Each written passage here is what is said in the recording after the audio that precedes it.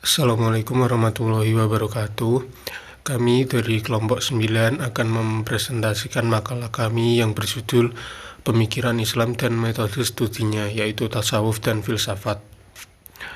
Sebelum itu, saya akan memperkenalkan anggota dari kelompok 9.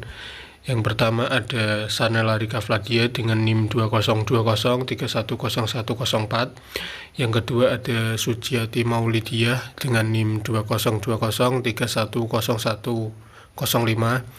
Yang ketiga ada saya sendiri yaitu Abdul Majid dengan NIM 2020310127.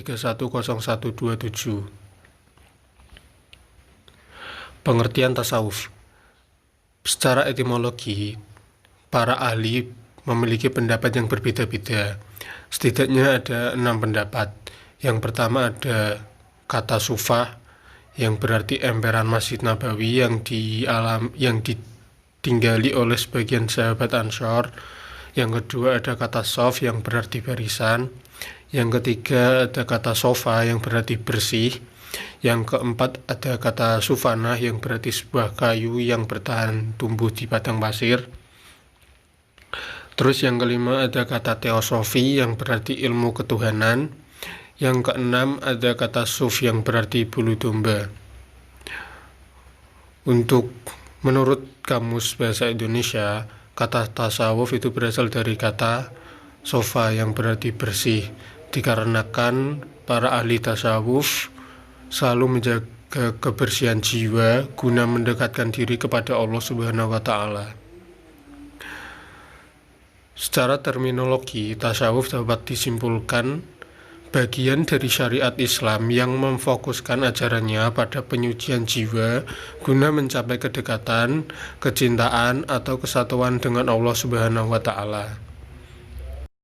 Assalamualaikum warahmatullahi wabarakatuh. Perkenalkan, nama saya Sanela Rika Fladia, NIM 20203-10104. Sejarah perkembangan tasawuf. A. Masa pembentukan. Pada masa ini, tasawuf bercorak kejuhudan.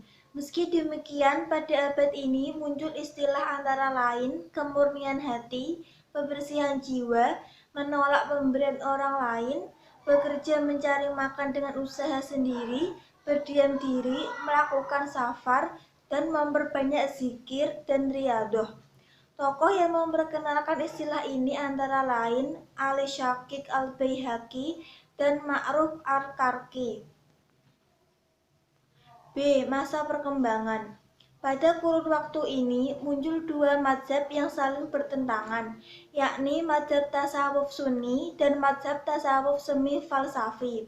Perlu diketahui pula bahwa pada abad ini tasawuf mencapai peringkat tertinggi dan banyak menjadi panutan para sufi. C. Masa konsolidasi. Masa abad ini berjalan pada kurun waktu 5 Masehi. Sebenarnya abad ini kelanjutan dari pertarungan dua mazhab pada kurun waktu sebelumnya. Pada kurun ini dimenangkan oleh mazhab Sunni. Mazhab Sunni mengalami kegemilangan dipengaruhi oleh mazhab teologi Ahlus Sunnah wal Jamaah yang dipelopori oleh Hasan al-Asy'ari. Dia mengkritik pedas teori Abu Yazid dan Hallaj yang melenceng dari kaidah dan agama Islam. D. Masa falsafi. Abad ini dimulai pada abad ke-5 dan ke-7 Hijriyah. Tokoh utama mazhab tasawuf falsafi antara lain Ibnu Arabi dengan Wahdat al-Wujuh, Suhradi dengan teori Isyrakiyah, Ibnu Sab'in dengan teori ijtihad, Ibnu Farid dengan teori cinta, fana, wahid, al-syuhud.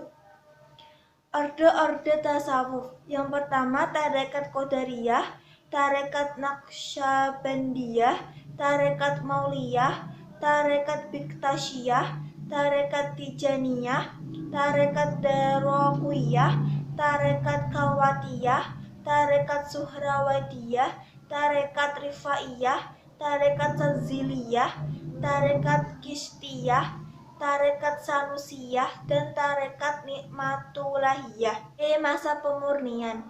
Menurut Al-Jarberi, sebagaimana dikutip Amir Syukur pada Ibnu Arabi, Ibnu Farid, dan Ar-Rumi adalah masa keemasan gerakan tasawuf baik secara teoritis maupun praktis. Pengaruh tasawuf tersebut tersebar luas melalui tarekat-tarekatnya. Tasawuf Ibnu Taimiyah tidak lain ialah mengakui apa yang diajarkan Rasulullah, yakni mengajarkan Islam tanpa mengikuti mazhab atau tarekat tertentu dan tetap melibatkan diri dan kegiatan sosial sebagaimana khalayak umum. Pengertian filsafat hukum Islam. Filsafat hukum Islam adalah kajian filosofis tentang hakikat hukum Islam, sumber asal muasal hukum Islam dan prinsip penerapannya, serta manfaat hukum Islam bagi kehidupan masyarakat yang melaksanakan dengan demikian. Filsafat hukum Islam dibagi menjadi 3. 1. Filsafat asy-syariah, 2. Filsafat tasyri', 3. Hikmah at-tasyri' wa falsafatu.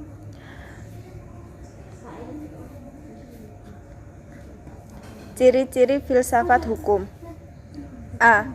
Wacana atau argumentasi yang mengadakan bahwa filsafat memiliki kegiatan berupa pembicaraan yang mengandalkan pikiran rasio. B. Segala hal atau segala alam, yang artinya semua materi pembicaraan filsafat adalah hal yang bersifat universal. C. Sistematis, yang artinya pembincangan dilakukan secara teratur. D. Radikal, yang artinya pembicaraan sampai ke akar-akarnya atau sampai akhir. E. Hakikat, yang artinya pemahaman paling mendasar yang menjadi ciri khas filsafat. Jadi, kesimpulan di atas adalah maka tasawuf merupakan bagian dari syariah Islam yang memfokuskan ajaran pada penyucian jiwa guna mencapai kedekatan.